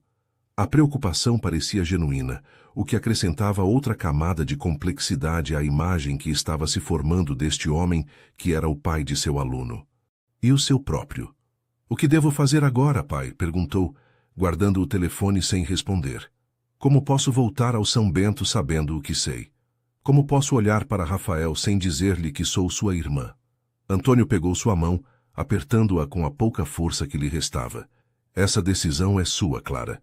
Mas lembre-se de que cada verdade tem seu momento. E às vezes, a verdade completa só emerge quando estamos preparados para assimilá-la. Clara permaneceu junto a seu pai, até que este, exausto pela intensidade emocional da conversa, adormeceu. Depois se retirou para seu quarto, onde passou horas contemplando a fotografia de Beatriz no Ibirapuera, buscando naquele rosto sorridente respostas a perguntas que nunca soubera que devia formular. Finalmente, pegou seu telefone e respondeu à mensagem de Gustavo. Estou bem. Falei com meu pai. Preciso de tempo para processar tudo isso. Mas há algo que você deve saber.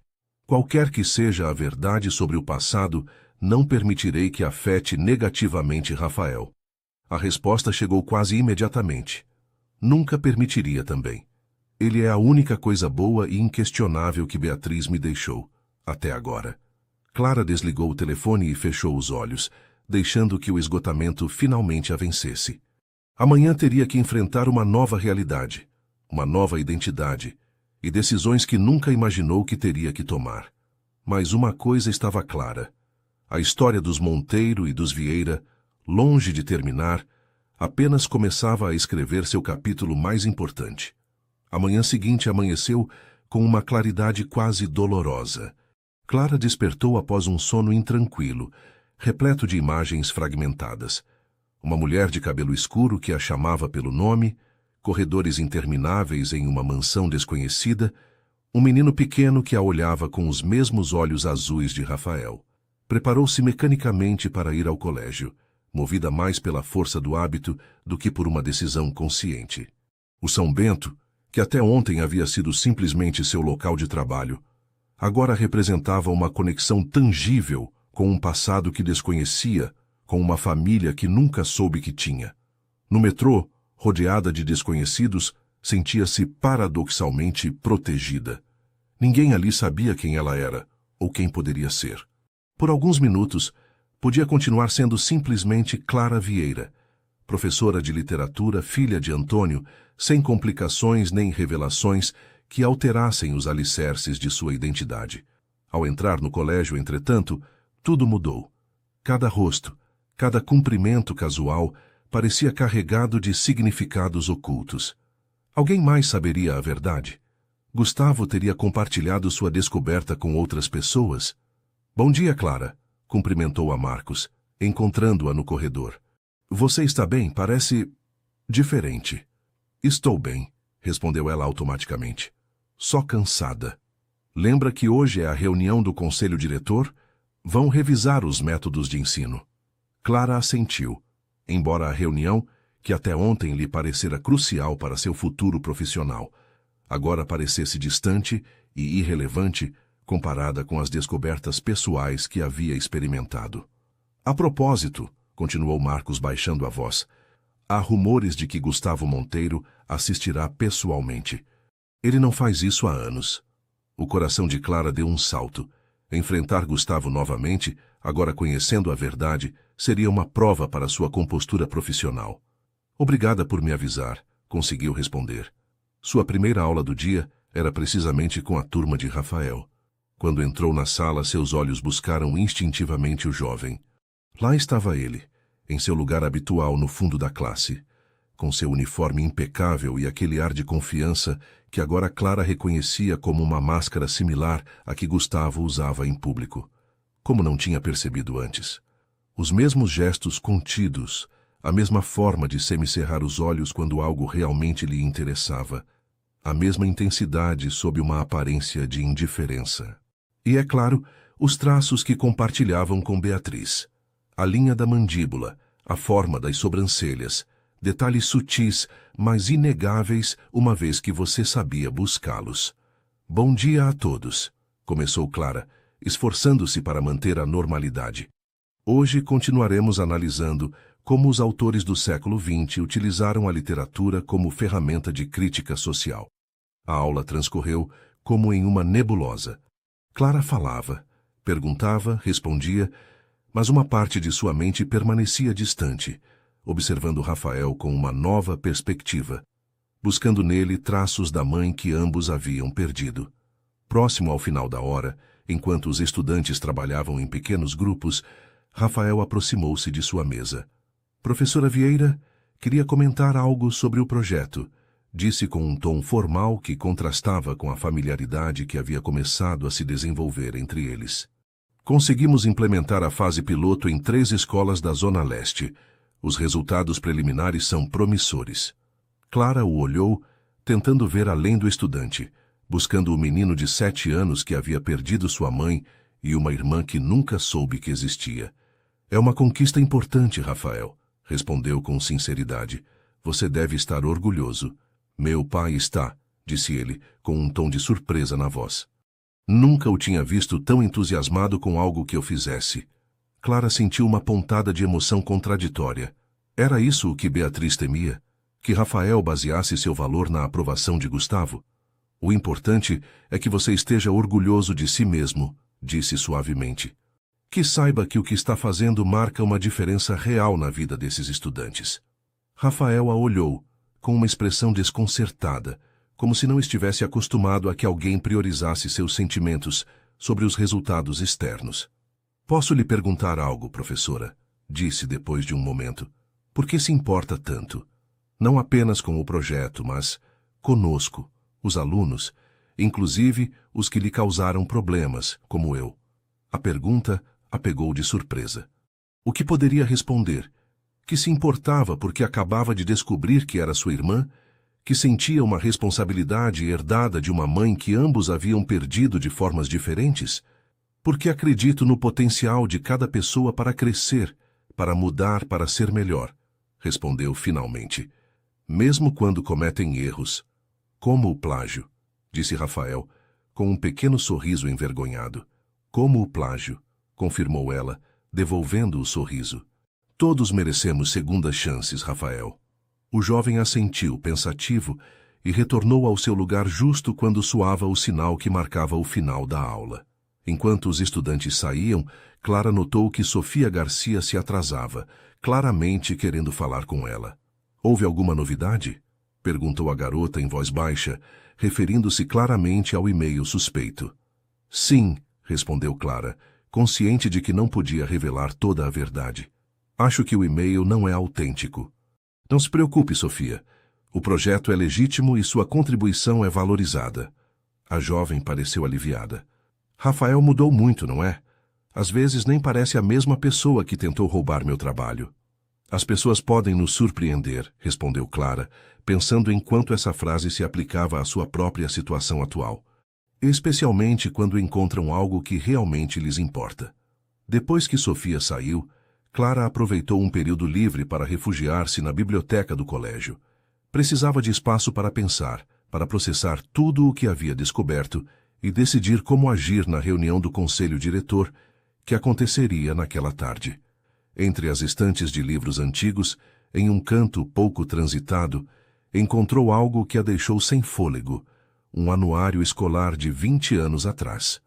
E ali, na seção de colaboradores destacados, uma fotografia de Beatriz Sena, identificada como coordenadora de programas especiais. A imagem mostrava uma mulher elegante de uns 30 anos, com o cabelo preso em um coque simples e um sorriso sereno, segurando a mesma ficha com os círculos entrelaçados que Gustavo lhe havia mostrado. Era extraordinária, não é? A voz às suas costas a sobressaltou. Ao girar-se, encontrou-se cara a cara com Maurício Peixoto, o diretor do colégio. — O senhor a conhecia? Perguntou Clara, fechando o anuário. — Todos a conhecíamos, respondeu Maurício, com uma mistura de nostalgia e nervosismo. Beatriz Monteiro foi a alma deste colégio durante anos. Seu programa de integração entre estudantes de diferentes realidades sociais foi revolucionário para a época. O que aconteceu com esse programa depois de sua morte? Maurício desviou o olhar. Foi descontinuado. Gustavo não quis mantê-lo. Lembranças demais, suponho. Clara assentiu, processando esta informação. Outra peça do quebra-cabeça se encaixava. O projeto que Rafael estava revivendo não era apenas similar às ideias que ela havia desenvolvido independentemente, mas representava um legado direto de sua mãe. Maurício, o senhor acha que Gustavo Monteiro é um homem perigoso? Perguntou abruptamente, necessitando contrastar a advertência de seu pai com outras perspectivas. O diretor pareceu genuinamente surpreso com a pergunta. Perigoso? Não, não diria isso. Implacável nos negócios, certamente, exigente até a crueldade às vezes, mas nunca o vi agir com malícia gratuita ou desejos de prejudicar outros.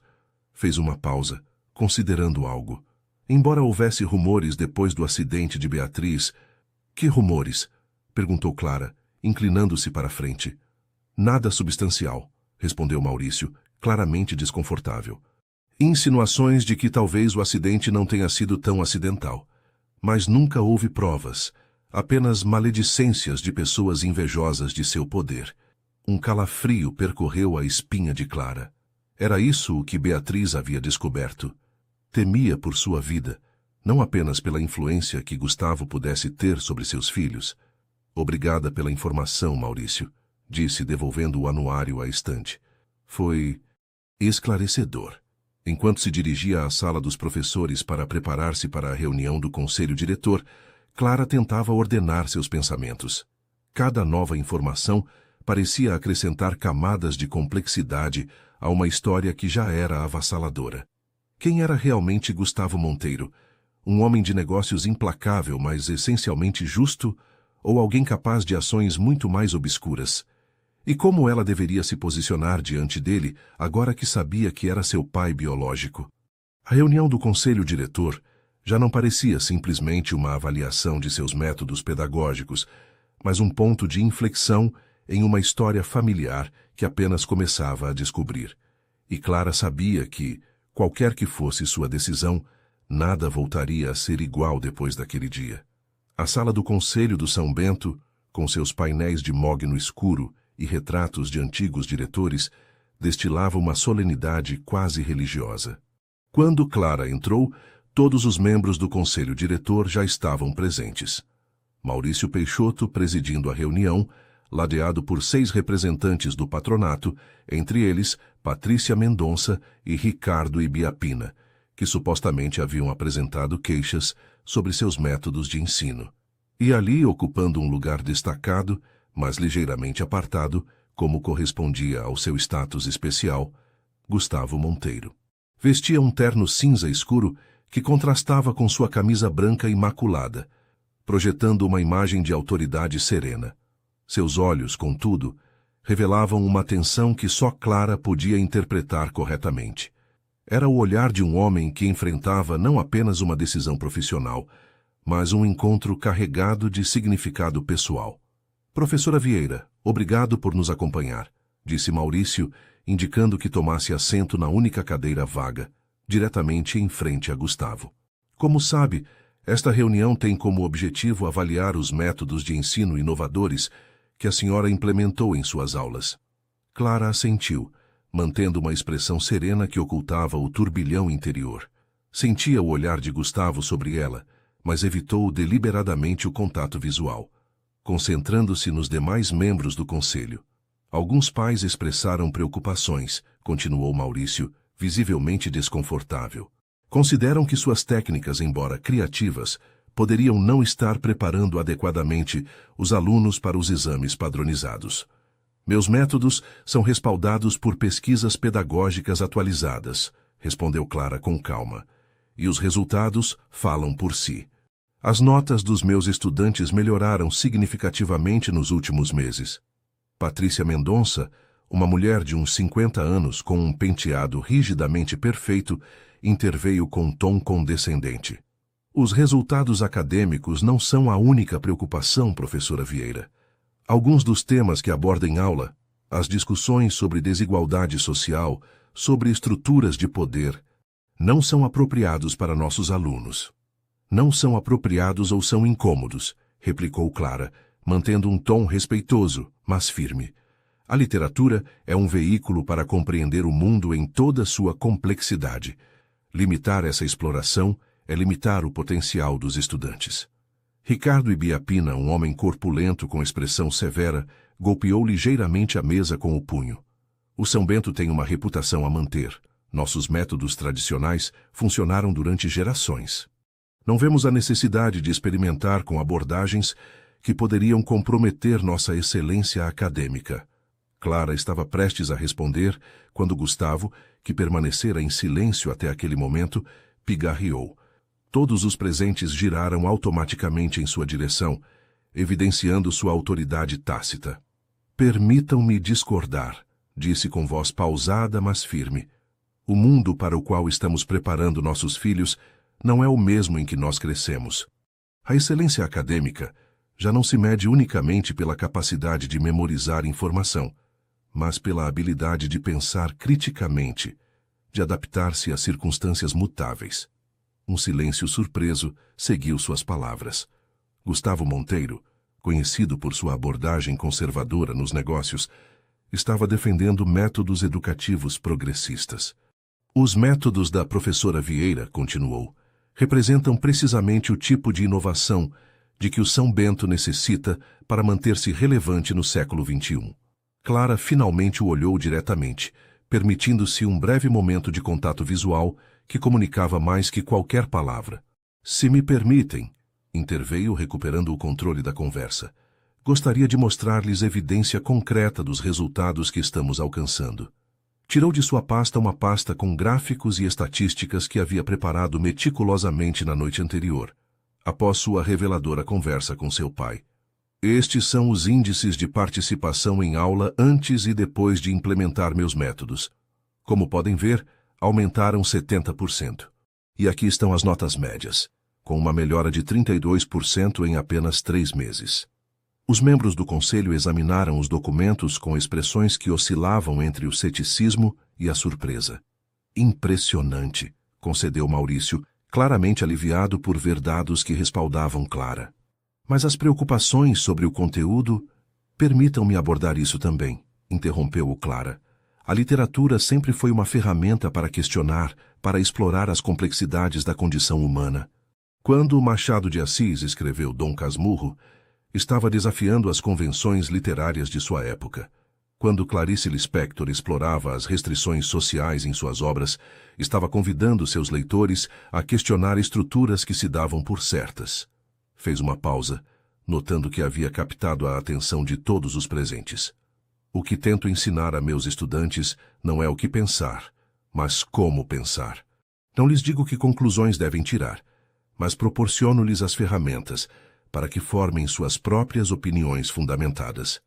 Gustavo assentiu quase imperceptivelmente, um gesto que não passou despercebido para o resto do conselho. Além disso, acrescentou Clara, decidindo arriscar-se, creio firmemente que a educação não deve ser um privilégio exclusivo de poucos, mas uma ponte que conecte diferentes realidades sociais. Ao pronunciar estas palavras, seus olhos encontraram-se novamente com os de Gustavo. Ambos sabiam que ela estava evocando conscientemente o legado de Beatriz, o projeto Pontes, que havia sido sua obra mais importante. É por isso, continuou, que tenho ficado tão satisfeita em ver como Rafael Monteiro e outros estudantes retomaram essa visão, criando conexões entre o São Bento e escolas de zonas menos favorecidas. Patrícia Mendonça interveio, claramente desconcertada pelo rumo que tomava a reunião. Esse projeto, embora admirável, é uma iniciativa extracurricular. Estamos discutindo seus métodos na sala de aula, professora Vieira. São inseparáveis, respondeu Clara com convicção. O que ensino em classe inspira o que meus alunos fazem fora dela. E vice-versa.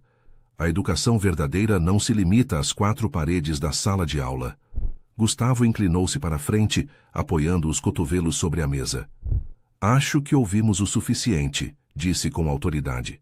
A professora Vieira demonstrou que seus métodos não só são efetivos academicamente, como estão inspirando nossos estudantes a se tornarem pessoas mais conscientes e comprometidas. Olhou diretamente para Maurício, que assentiu nervosamente. Proponho que não apenas mantenhamos estes métodos inovadores, mas que os expandamos. De fato, tenho um anúncio a fazer. Todos os presentes se tensionaram, antecipando alguma declaração importante. Decidi criar uma fundação educacional que implementará essas abordagens pedagógicas em maior escala, oferecendo oportunidades a estudantes talentosos de entornos desfavorecidos, e gostaria que a professora Vieira dirigisse o projeto. A surpresa foi generalizada. Clara, embora já conhecesse a oferta, sentiu-se sobrepujada pela formalidade do anúncio público. Era um reconhecimento explícito de seu valor profissional, mas também, sabia agora, uma tentativa de Gustavo de aproximar-se da filha que havia perdido. É muito generoso, Sr. Monteiro, respondeu, medindo cuidadosamente suas palavras. Mas antes de tomar uma decisão tão importante, precisaria conhecer mais detalhes sobre a visão e os objetivos específicos desta fundação. Gustavo sorriu, apreciando sua cautela profissional. É claro, podemos discuti-lo em detalhes em outra ocasião. Voltou-se para o resto do conselho. Enquanto isso, creio que podemos dar por concluída esta avaliação. Estamos de acordo em que a professora Vieira continue com seus métodos atuais. A pergunta era retórica. Ninguém se atreveria a contradizer abertamente Gustavo Monteiro. Os membros do conselho assentiram um após outro, alguns com entusiasmo genuíno, outros com resignação apenas disfarçada. Quando a reunião concluiu e os assistentes começaram a dispersar-se, Gustavo aproximou-se discretamente de Clara. Defesa impressionante, disse em voz baixa. Beatriz ficaria orgulhosa. A menção de sua mãe, tão natural nos lábios de Gustavo, provocou em Clara uma mistura de emoções contraditórias. Ainda estou processando tudo isso, respondeu com honestidade. Preciso de tempo. Entendo, assentiu ele, mas há algo mais que você deve saber. Algo que não podia lhe dizer ontem à noite. Clara o olhou interrogativamente, notando uma nova gravidade em sua expressão. Não se trata apenas da fundação, de recuperar o legado de Beatriz, continuou Gustavo. Rafael está doente, Clara. Uma condição cardíaca congênita que herdou do meu lado da família. Precisará de um transplante eventualmente, e encontrar um doador compatível. A implicação era clara. Como irmã de sangue, Clara poderia ser compatível. Você está me dizendo que me procurou por isso? Perguntou, sentindo uma pontada de decepção. Para salvar Rafael? Não, respondeu Gustavo com firmeza. Procurei você porque é minha filha, a parte de Beatriz que acreditei perdida para sempre. O diagnóstico de Rafael é recente, posterior à minha descoberta sobre você. Clara tentou processar esta nova informação, acrescentando outra camada de complexidade a uma situação já avassaladora. Ele sabe sobre sua condição. Sobre mim. Sabe sobre seu coração, embora não a gravidade completa. Sobre você, não. Não queria dizer-lhe nada até falar com você primeiro. Clara assentiu, agradecendo ao menos essa consideração. Preciso pensar em tudo isso, disse finalmente. Falar novamente com meu pai. Decidir o que é melhor para todos. Claro, respondeu Gustavo. Depois, em um gesto inesperado, estendeu sua mão para ela. Obrigado, Clara. Por escutar, por considerar possibilidades que há 2 dias teriam parecido absurdas. Ela hesitou um momento antes de aceitar o aperto de mão. Era um gesto formal, distante, mas representava um primeiro passo em um caminho cujo destino ainda não podia vislumbrar. Enquanto saía da sala do conselho, Clara encontrou-se com Rafael, que esperava no corredor com expressão ansiosa. Como foi? Perguntou, claramente preocupado com o resultado da avaliação. Vão permitir que continue com suas aulas? Clara o olhou, vendo agora não apenas o estudante, mas o irmão que nunca soube que tinha. O menino que havia perdido sua mãe, que buscava desesperadamente a aprovação de um pai exigente e que agora enfrentava uma condição médica potencialmente grave. Está tudo bem, respondeu com um sorriso tranquilizador. De fato, acho que estamos prestes a começar algo novo e importante. O projeto? Perguntou ele, animando-se visivelmente. O projeto, sim, confirmou Clara. E muito mais. 6 meses depois, o auditório principal do São Bento estava lotado. Estudantes, professores, pais e representantes de diversas escolas de São Paulo haviam se reunido para a inauguração oficial da Fundação Pontes Beatriz Monteiro. Um ambicioso projeto educacional que conectava instituições de elite com escolas de bairros desfavorecidos. Clara observava de um lado do palco, enquanto Maurício Peixoto dava as boas-vindas aos presentes. Vestida com um tailleur azul marinho, profissional mas elegante, projetava uma imagem de confiança que contrastava com a tormenta emocional dos últimos meses.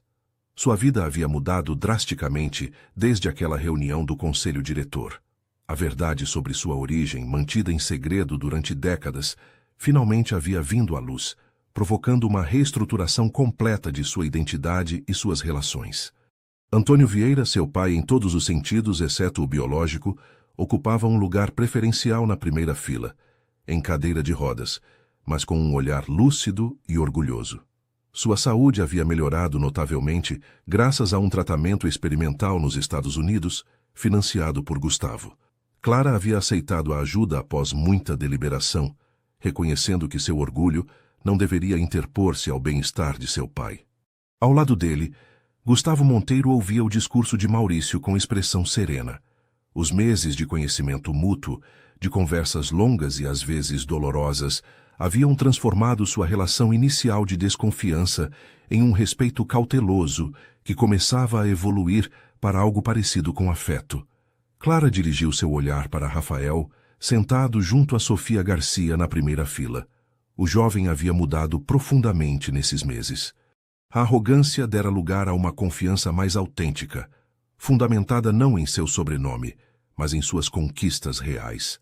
O projeto que havia iniciado como uma tentativa de impressionar Clara havia se convertido em sua paixão genuína, mostrando um talento para a organização e a liderança que surpreendeu até mesmo Gustavo. Ainda não conhecia a verdade completa sobre sua relação com Clara. Após muitas deliberações, haviam decidido esperar, revelando-lhe primeiro a história de sua mãe, que Beatriz não havia morrido naquele acidente, mas anos depois, que temia por sua segurança devido a ameaças relacionadas aos negócios de Gustavo, uma verdade parcial que ocultava as suspeitas mais graves de Beatriz, que havia iniciado uma nova vida longe de São Paulo. Rafael havia processado essa informação com uma mistura de dor, confusão e alívio. Saber que sua mãe havia vivido mais anos, que seu abandono não havia sido definitivo, mas uma decisão desesperada para protegê-lo, havia começado a sanar feridas profundas em sua psique. A revelação completa sobre Clara como sua irmã estava planejada para depois da inauguração da fundação, quando ambos tivessem fortalecido sua relação pessoal e profissional o suficiente para suportar uma verdade tão transformadora. E agora, anunciou Maurício, tenho a honra de apresentar a diretora acadêmica da Fundação Pontes, uma educadora visionária que revitalizou nossa compreensão do ensino, Clara Vieira. Os aplausos ressoaram no auditório enquanto Clara avançava até o púlpito. Respirou fundo, observando os rostos expectantes. Entre o público, distinguiu vários de seus antigos alunos da Zona Leste, convidados especialmente para a ocasião. Suas expressões radiantes de orgulho ao ver sua antiga professora nesta nova posição de influência. Obrigada a todos por nos acompanharem neste dia histórico, começou.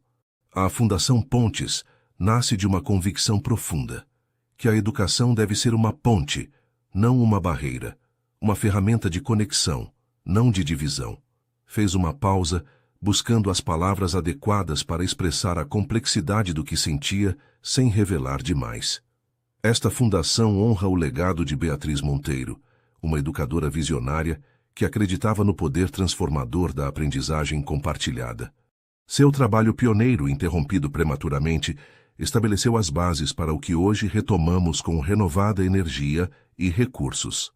Seus olhos encontraram-se brevemente com os de Gustavo, transmitindo uma mensagem silenciosa de reconhecimento. Depois olhou para Antônio, cujo sorriso cálido lhe recordava que, independentemente da genética, continuava sendo seu pai nas formas que realmente importavam.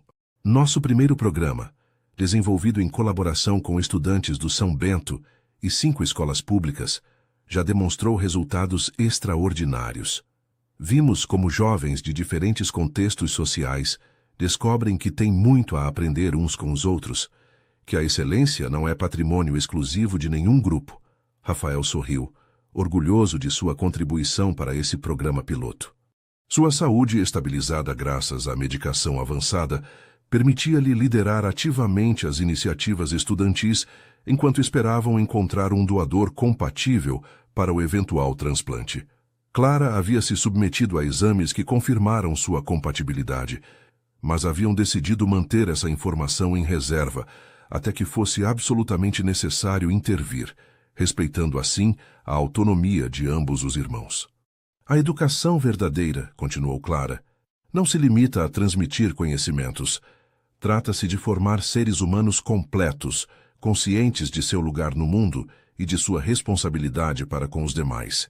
Como disse certa vez Beatriz Monteiro, educar é semear no presente as sementes de um futuro mais justo e mais humano.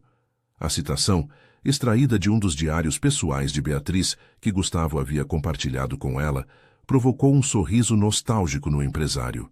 Para ele, este projeto representava muito mais que uma obra filantrópica.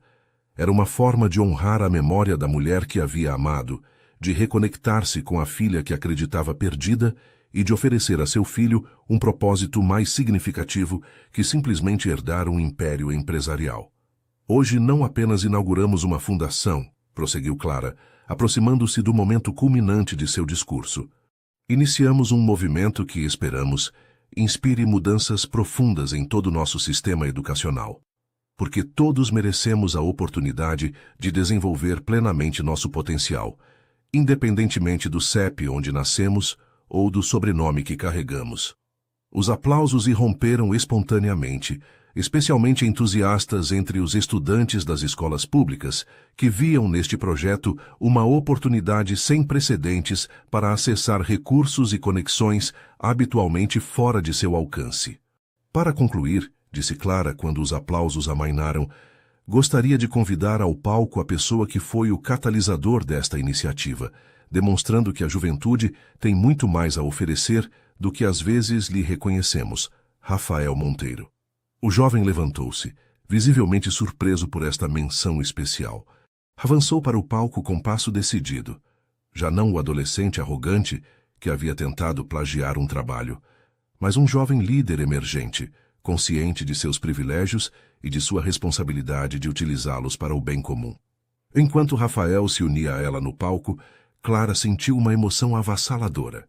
Em seus olhos azuis, tão similares aos de Gustavo, mas com a mesma calidez que vagamente recordava de Beatriz, via refletida uma promessa de continuidade, de cura, de reconciliação entre passados fraturados e futuros possíveis.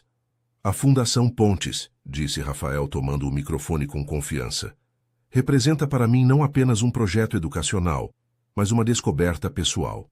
Através deste trabalho, aprendi mais sobre mim mesmo, sobre minhas próprias capacidades e limitações, do que em todos meus anos anteriores de educação formal. Olhou diretamente para Clara, com uma gratidão que ia além da relação professor-aluno, aproximando-se intuitivamente do vínculo fraternal que ainda desconhecia.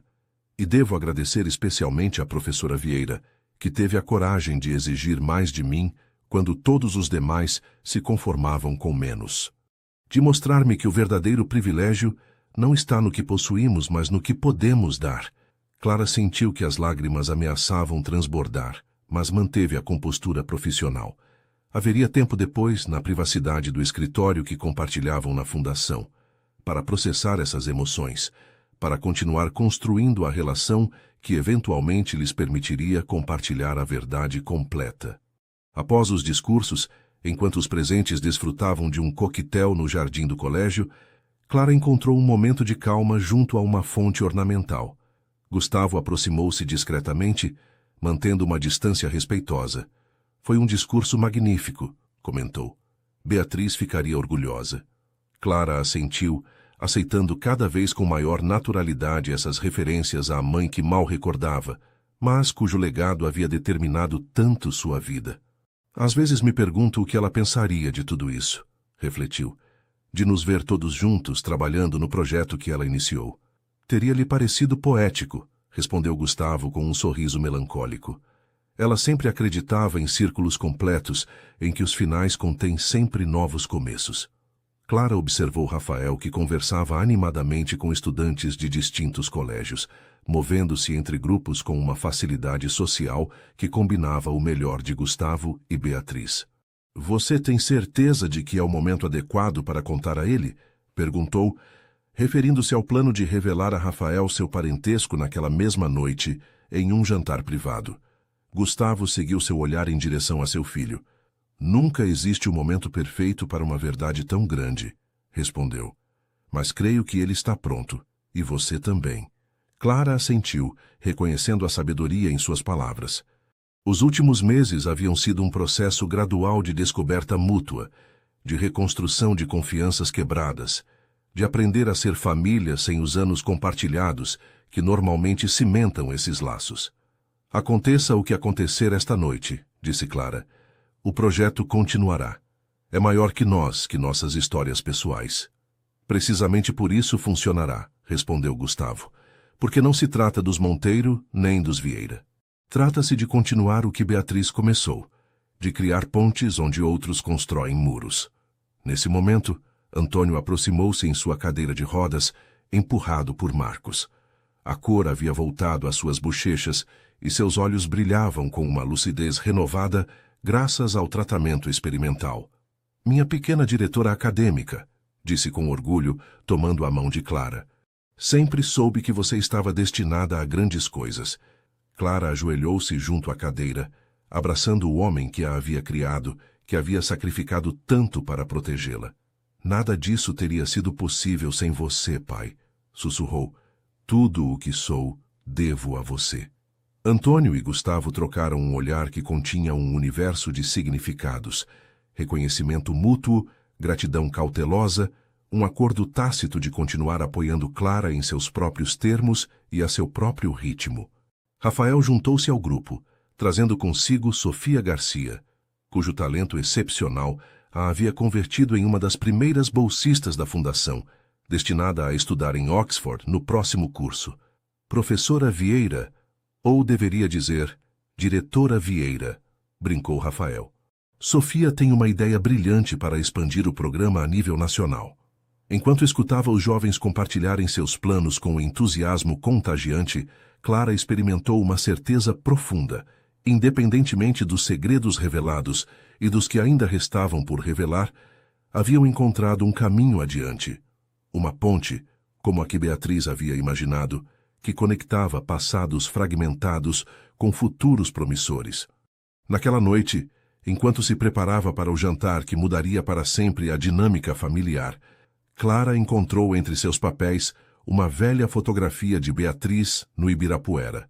Colocou-a cuidadosamente em uma moldura nova e a pôs sobre sua escrivaninha, junto a uma recente dela com Rafael na apresentação do projeto piloto. Mãe e filhos, separados pelo tempo, mas unidos por um legado que transcendia o sangue e os sobrenomes. Um legado de pontes, não de muros, de conexões, não de divisões. E enquanto a luz do entardecer paulistano banhava a fotografia com tons dourados, Clara sentiu que, de alguma forma, Beatriz sorria diante desta inesperada, mas perfeita resolução de sua história interrompida.